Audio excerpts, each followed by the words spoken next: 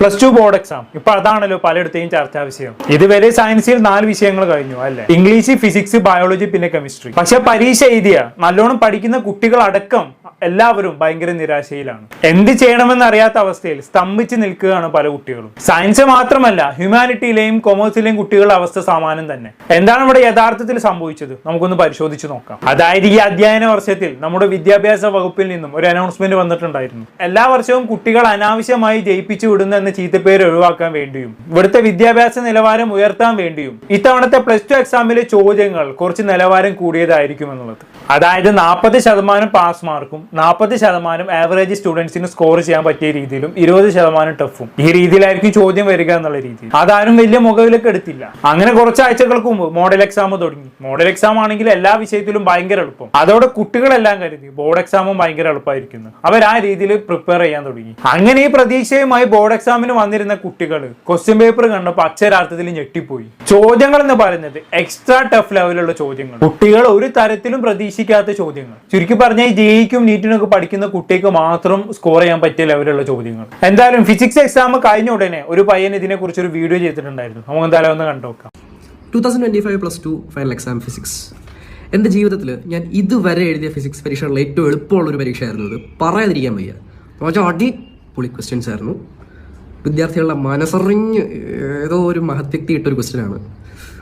ഓരോ ക്വസ്റ്റ്യനും മനസ്സറിഞ്ഞിട്ട ക്വസ്റ്റ്യൻസാണ്. മോഡൽ എക്സാമിന് ഈ സാധനം ഇട്ടിട്ടാണ് ഫൈനൽ എക്സാമിന് അവർ ഇതിട്ടിരിക്കുന്നത്. പറയാതിരിക്കാൻ വയ്യ. നല്ല ഈസി എക്സാം.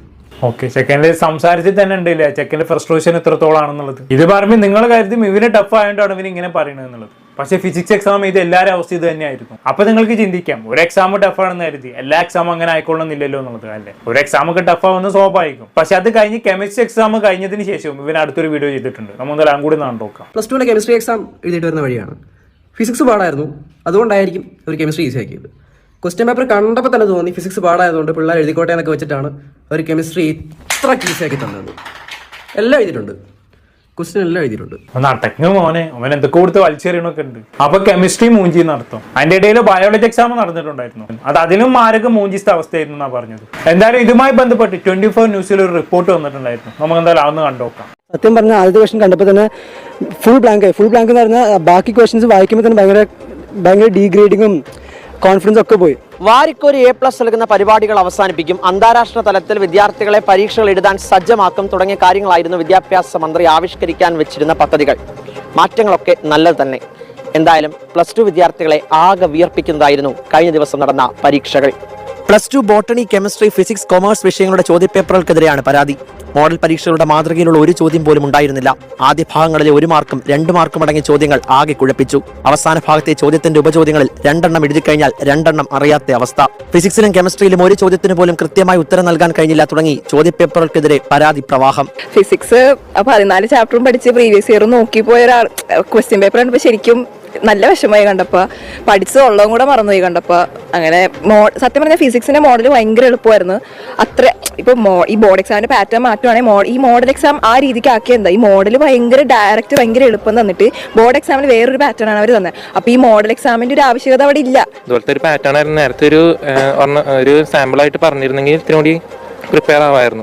ഓക്കെ, അതൊരു പോയിന്റ് ആണ്. മോഡൽ എക്സാമിന് ഇതുമായി ബന്ധപ്പെട്ട് ഒരു സൂചന നൽകിയിട്ടുണ്ടായിരുന്നെങ്കിൽ, മോഡൽ എക്സാം ഇത്തിരി ടഫ് ആക്കിയതിനു ശേഷമാണ് ബോർഡ് എക്സാം ഈ ലെവലിൽ ചോദ്യങ്ങൾ ഇട്ടിട്ടുണ്ടായിരുന്നെങ്കിൽ പിന്നെയും കുഴപ്പമില്ലായിരുന്നു, നമുക്കതിനെ ന്യായീകരിക്കാം. ഇത് മോഡൽ എക്സാം ഭയങ്കര എളുപ്പമാക്കി കാണിച്ചിട്ട് ആ ലെവലിൽ കുട്ടികൾ പ്രതീക്ഷിച്ച് ബോർഡ് എക്സാമിന് വന്നിരിക്കുന്ന സമയത്ത് ഈ ലെവലിലുള്ള ക്വസ്റ്റ്യൻ കാണുമ്പോൾ ഉറപ്പായിട്ടും ഇവര് പറഞ്ഞ പോലെ പഠിച്ചതും കൂടി മറന്നു പോകുന്ന അവസ്ഥയിലേക്കായിരിക്കും കാര്യങ്ങൾ പോവുക. ഈ ടഫ് എന്ന് പറയുമ്പോൾ നിങ്ങൾ വിചാരിക്കുന്ന പോലെ സാധാ ലെവലിൽ ടഫ് ഒന്നല്ല. ഈ ബോർഡ് എക്സാമിന് വന്ന ചോദ്യങ്ങൾക്ക് മറുപടി പറയാൻ മാത്രമുള്ള കോച്ചിങ് ഇന്ന് നമ്മുടെ സ്കൂളുകളിൽ കൊടുക്കുന്നില്ല എന്നുള്ളതാണ്. ഈ ബോർഡ് എക്സാമിന് വന്ന ചോദ്യങ്ങൾക്കൊക്കെ ഉത്തരം ചെയ്യാൻ പറ്റും. ആർക്കെന്നറിയോ? ഈ +1 പ്രാരംഭ കാലം തൊട്ടേ ഈ ജെഇക്കും നീറ്റിനൊക്കെ പല കോച്ചിങ് സെന്ററിലും പോയി ചേർന്ന കുട്ടികളുണ്ടല്ലോ.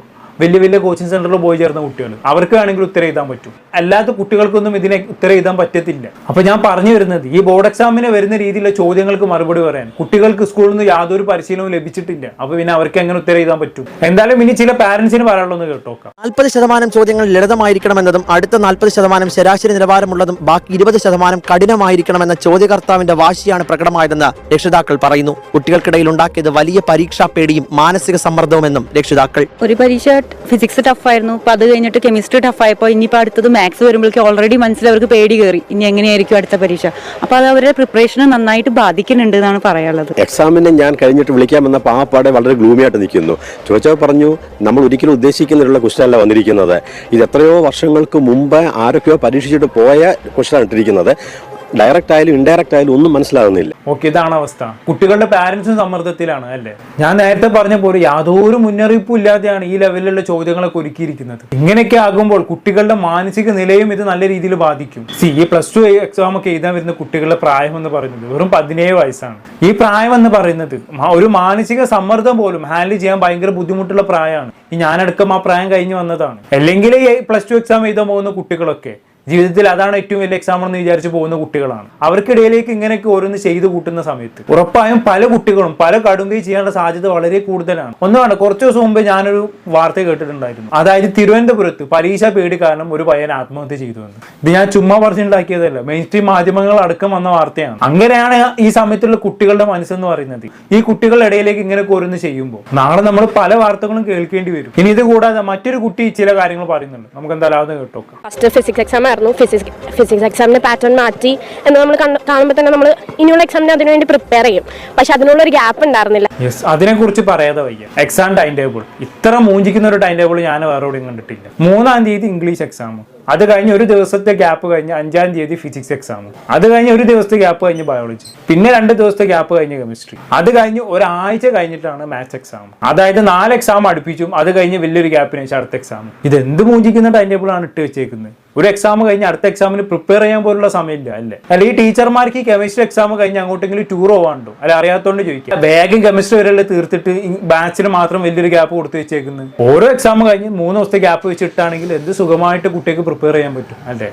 ഇതിപ്പോ ഫിസിക്സ് എക്സാം എളുപ്പമാണെന്ന് വിചാരിച്ച് എക്സാം എഴുതാൻ പോയ കുട്ടികൾ ടഫാണെന്ന് മനസ്സിലാക്കി അതിനനുസരിച്ച് കെമിസ്ട്രിക്ക് പ്രിപ്പയർ ചെയ്യാനുള്ള സമയം പോലും കൊടുത്തിട്ടില്ല. ഒക്കെ ഒരുമാതിരി ഓട്ട മത്സരം പോലെ അടുപ്പിച്ചാണ് വെച്ചേക്കുന്നത്. ഇനി അതിന്റെ ഇടയിൽ കൂടെ +1 ഇംപ്രൂവ്മെന്റ് എക്സാമിനെ കുറിച്ച് പറയാതെ വയ്ക്കാം. പുതിയ നിയമം അനുസരിച്ച് +2 എക്സാമിന്റെ ഇടയിൽ കൂടെ എന്താക്കണം? +1 ഇംപ്രൂവ്മെന്റ് എക്സാം എഴുതണം. ഇത്രയും ടഫിന്റെ ഇടയിൽ കൂടെ ഇവർ എങ്ങനെയാ ഇംപ്രൂവ്മെന്റ് എക്സാമിന് പ്രിപ്പയർ ചെയ്യുക? കണ്ടു തന്നെ അറിയേണ്ടി വരും. എല്ലാം കൂടിയും ചേർന്ന് കുട്ടികൾ എന്തെങ്കിലും കൊടുങ്ങേ ചെയ്യാതിരുന്നാൽ മതി. ഇനി ഇതുമായി ബന്ധപ്പെട്ട് ഒരു കുട്ടിയുടെ വോയിസ് ക്ലിപ്പ് നിങ്ങളൊന്ന് കേട്ടോക്കി. പ്രീവിയസ് ഇയർ ക്വസ്റ്റ്യൻ പേപ്പറൊക്കെ എടുത്ത് വെച്ച് നോക്കുമ്പോൾ തന്നെ നമുക്കിപ്പോൾ നമ്മൾ പഠിച്ച ലെവലിലാണെങ്കിൽ അതൊക്കെ നമുക്ക് സ്കോർ ചെയ്യാൻ നല്ല എളുപ്പമായിരിക്കും ഈ ക്വസ്റ്റ്യൻ പേപ്പർ വെച്ച് നോക്കുമ്പോഴത്തേക്ക്.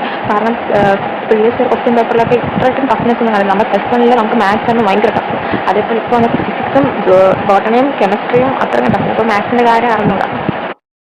ഇങ്ങനെ ഓരോന്ന് മനസ്സിലിട്ട് അലർട്ടയും ചെയ്യാണ്. മെയിൻ എൻ്റെ ഫ്രണ്ട് സർക്കിളിൽ തന്നെ ഓരോരുത്തരും പറഞ്ഞ് ഇതിന് പൊട്ടിയാൽ പിന്നെ ജീവിച്ചിട്ടുണ്ട് കാര്യമില്ല, അതാണ് ഇതാണ് കൂടുതൽ അവർ സൂസൈഡ് ആ ഒരു മൈൻഡിലൊക്കെയാണ് പോകുന്നത്.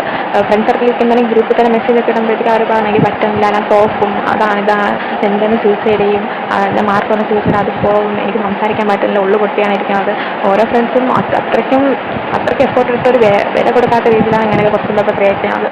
ഓക്കെ, മനസ്സിലായില്ല. കുട്ടികളിൽ സൂയിസൈഡ് ടെൻഡൻസി വന്നിരിക്കുന്നു എന്നർത്ഥം. കുട്ടികൾ അങ്ങനെയൊക്കെ ചിന്തിക്കണം എന്നുണ്ടെങ്കിൽ ബാക്കി ഞാൻ പറഞ്ഞിട്ട് ആവശ്യമില്ലല്ലോ. ഇങ്ങനെയാണെങ്കിൽ ഞാൻ നേരത്തെ പറഞ്ഞ പോലെ വരും ദിവസങ്ങളിൽ മിക്കവാറും പല കുട്ടികളും ആത്മഹത്യ ചെയ്തു എന്നുള്ള വാർത്ത നമ്മൾ കേൾക്കേണ്ടി വരും. എന്തായാലും എന്തുകൊണ്ട് ക്വസ്റ്റ്യൻസ് ഇത്ര ടഫ് ആക്കി എന്നതിന് ഒരു അധ്യാപകന്റെ മറുപടി ഉണ്ട്. പുള്ളിക്കാരൻ അന്വേഷിച്ച് കണ്ടെത്തിയ കാര്യങ്ങളാണ്. നമ്മൾ എന്തായാലും കേട്ടു. അധ്യാപകരുമായിട്ട് നമ്മൾ സംസാരിക്കുമ്പം പ്രധാനപ്പെട്ട വിദ്യാഭ്യാസ വകുപ്പിലുള്ള അധ്യാപകരുമായിട്ട് അല്ലെങ്കിൽ വിദ്യാഭ്യാസ വകുപ്പുമായിട്ട് ബന്ധമുള്ള അല്ലെങ്കിൽ വാല്യുവേഷനുള്ള അങ്ങനെയൊക്കെയുള്ള പ്രമുഖരായിട്ടുള്ള അധ്യാപകരോട് സംസാരിച്ചപ്പം എല്ലാ അധ്യാപകരുടെയും പൊതുവായിട്ടുള്ള ഒരു രീതി എന്ന് പറയുന്നത്, ക്വസ്റ്റ്യൻ പേപ്പറിൻ്റെ രീതി എന്ന് പറയുന്നത് സ്റ്റാൻഡേർഡായിട്ടുള്ള ക്വസ്റ്റ്യനാണ്. ഇനി മുതൽ എല്ലാ സബ്ജക്റ്റുകളും സ്റ്റാൻഡേർഡായിട്ടുള്ള ക്വസ്റ്റ്യനാണ്. കാരണം വിദ്യാഭ്യാസ വകുപ്പും അല്ലെങ്കിൽ സർക്കാരും ആഗ്രഹിക്കുന്നത് ജെഇ നീറ്റ് പോലുള്ള വൻ മത്സരമുള്ള അല്ലെങ്കിൽ നല്ല കഴിവ് തെളിയിക്കേണ്ട അഖിലേന്ത്യാ അടിസ്ഥാനത്തിലുള്ള പരീക്ഷകൾക്ക് മിടുക്കരാക്കാനും പ്രാപ്തിയാക്കാനും കുട്ടികളെ തയ്യാറാക്കാൻ സ്റ്റാൻഡേർഡ് ക്വസ്റ്റ്യൻ പേപ്പർ തയ്യാറാക്കുന്നു. അതിൻ്റെ ഭാഗമായിട്ടാണ് ഈ വിഷയങ്ങളൊക്കെ ഇത്രയും പ്രയാസകരമായി എന്നുള്ളതാണ്. ഓക്കെ, മനസ്സിലായല്ലോ. അഖിലേന്ത്യാ ലെവലിലേക്ക് ജെഇ നീറ്റ് ലെവലിലേക്ക് കുട്ടികളെ പ്രിപ്പയർ ചെയ്യിപ്പിക്കാൻ വേണ്ടിയാണ് പോലും ഇത്തരം ക്വസ്റ്റ്യൻസ് ഒക്കെ ഇടുന്നത്. പക്ഷെ ഇതേ ക്വസ്റ്റ്യൻസ് ഇടുന്നവർ മനസ്സിലാക്കാതെ പോകുന്ന ഒരു കാര്യമുണ്ട്. ഈ ജെഇ നീറ്റ് എക്സാം എന്നൊക്കെ പറയുന്നത് ഭയങ്കര ടഫ് എക്സാം ആണ്, ഹൈലി കോമ്പറ്റേറ്റീവ് എക്സാം ആണ്. അതിനൊക്കെ പെർഫോം ചെയ്യാൻ മാത്രമുള്ള IQ എന്നുള്ള കുട്ടികൾ എന്ന് പറയുന്നത് വെറും 10% താഴെ മാത്രമാണ്. അവരെ ഫോക്കസ് ചെയ്തുകൊണ്ടാണ് ക്വസ്റ്റ്യൻ പേപ്പർ ഇടുന്നത്. ബാക്കി 90% കുട്ടികളുടെ അവസ്ഥ എന്ന് പറയുന്നത് ആവറേജ് അല്ലെങ്കിൽ ബിലോ ആവറേജ് ആണ്. പിന്നെ +2 സയൻസ് എക്സാം എഴുതുന്ന എല്ലാ കുട്ടികളും ഡോക്ടർ ആവാൻ ആവാനും എഞ്ചിനീയർ ആവാനും വേണ്ടിയിട്ടല്ല പ്ലസ് ടു എക്സാം എഴുതുന്നത്. അങ്ങനെയാണെങ്കിൽ പിന്നെ ഓക്കെ. അപ്പൊ ഞാൻ പറഞ്ഞു വരുന്നത് ബാക്കി വരുന്ന 90% കുട്ടികൾ എന്ന് പറയുന്നത് ആവറേജ് അല്ലെങ്കിൽ ബിലോ ആവറേജ് ആയിരിക്കും. അവർക്കൊന്നും ഒരു തരത്തിലും JEE നീറ്റ് ലെവലിലേക്ക് എത്താൻ പറ്റത്തില്ല. അവരെ സംബന്ധിച്ചിടത്തോളം അവരുടെ ലക്ഷ്യം എന്ന് പറയുന്നത് പ്ലസ് ടു നല്ലൊരു മാർക്ക് മേടിച്ച് നല്ലൊരു ക്വാളിഫിക്കേഷൻ മാർക്ക് മേടിച്ചിട്ട് വല്ല പാരാമെഡിക്കൽ കോഴ്സോ പ്രൊഫഷണൽ കോഴ്സോ അല്ലെങ്കിൽ മറ്റേതെങ്കിലും കോഴ്സോ എടുത്തിട്ട് രക്ഷപ്പെടുക എന്നുള്ളതാണ്. വിദേശത്ത് എങ്ങാനും പോയി രക്ഷപ്പെടുക എന്നുള്ളതാണ്. അപ്പൊ ആ ലക്ഷ്യവുമായി പരീക്ഷയെ സമീപിക്കുന്ന കുട്ടികളെ ഇത് നല്ല രീതിയിൽ അങ്ങ് ബാധിക്കും. അവർക്ക് ഉദ്ദേശിക്കുന്ന ക്വാളിഫിക്കേഷൻ മാർക്ക് അവർക്ക് കിട്ടാതെ പോകും. അവർക്ക് വേണ്ട രീതിയിൽ എക്സാമിന് പെർഫോം ചെയ്യാൻ പറ്റത്തില്ല. കാരണം ക്വസ്റ്റ്യൻസ് മൊത്തം JEE നീറ്റ് ലെവലിലാണല്ലോ. അവർക്ക് എങ്ങനെ പെർഫോം ചെയ്യാൻ പറ്റും? അവർക്ക് ആ രീതിയിലുള്ള കോച്ചിങ് സ്കൂളിൽ നിന്ന് ലഭിച്ചിട്ടില്ല. അത് വേറെ കാര്യം. സ്വാഭാവികമായിട്ടും അവരുടെ ഭാവിയും കൂടിയും അത് ഇല്ലാതാക്കും. ഇത് അത്തരക്കാർക്ക് യാതൊരു പരിഗണനയും കൊടുക്കാതെ ഹൈ ഐക്യുള്ള JEE നീറ്റ് ലെവലിൽ പ്രിപ്പയർ ചെയ്യാൻ പറ്റുന്ന 10% കുട്ടികളെ മാത്രം ഫോക്കസ് ചെയ്ത് ക്വസ്റ്റ്യൻ പേപ്പർ പ്രിപ്പയർ ചെയ്ത പോലെ ആയി പോയത്. മിക്കവാറും കണ്ട് തന്നെ അറിയാം എന്താണ് ഇനി സംഭവിക്കാൻ പോകുന്നത് എന്നുള്ളത്. എന്തായാലും ഇത്രയൊക്കെ സ്ഥിതിക്ക് ഒരു കാര്യം മനസ്സിലാക്കി വെച്ചോളി. ഫിസിക്സും കെമിസ്ട്രിയും ടഫായ സ്ഥിതിക്ക് മാത്സും അതുപോലെ തന്നെയൊക്കെ ആയിരിക്കും. അത് മനസ്സിലാക്കി മാത്സ് എക്സാമിന് പോയിക്കോളി. അത്രേ എനിക്ക് പറയാനുള്ളൂ. എന്താണെന്ന് കേട്ട് നിങ്ങൾക്ക് തോന്നുന്നത് താഴെ കമന്റ് ബോക്സിൽ രേഖപ്പെടുത്തുമല്ലോ. പുറത്തൊരു ടോപ്പിക്കുമായി വീണ്ടും കാണാം.